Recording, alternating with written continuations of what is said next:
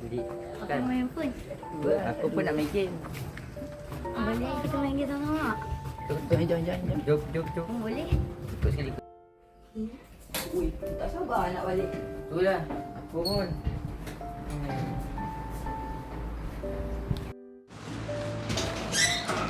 Kita nak balik lah. Kalau ada rezeki nanti jumpa aku Syafiq. InsyaAllah aku lagi Syafiq, Anda tahu tak apa yang anak paling suka kat sini? apa dia?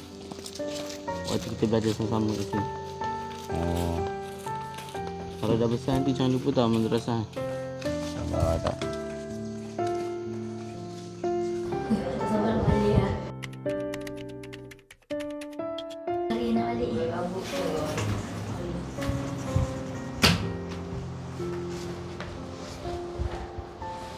Assalamualaikum warahmatullahi wabarakatuh. Waalaikumsalam warahmatullahi wabarakatuh. Saya nak bagi tahu ada berita sedih untuk kita semua.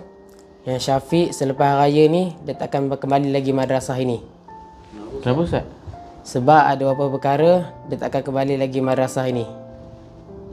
Kita akan berdoakan dia supaya memudahkan urusan Syafiq.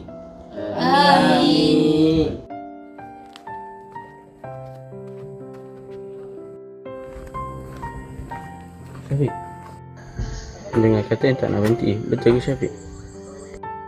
Memang awak Ana dah ada cadangan tak berhenti sebab ayah Ana dah lama sakit. Jadi Ana kena cari kerja untuk bantu ayah Ana.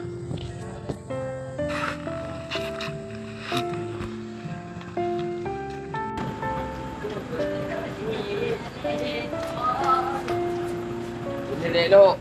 Assalamualaikum ayah. Waalaikumsalam.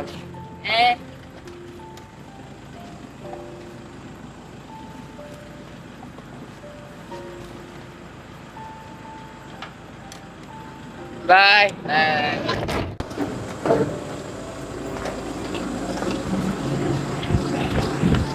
Syafiq, terima kasih lah sebab sahabat panjang kat sini jadi kawan dengan aku, sahabat dengan aku. Terima kasih.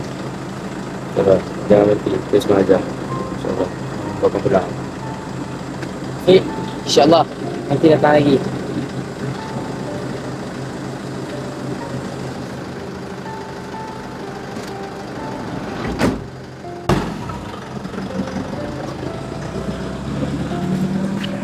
InsyaAllah nanti jumpa Syafiq lagi. Selamat Hari Raya sahabat.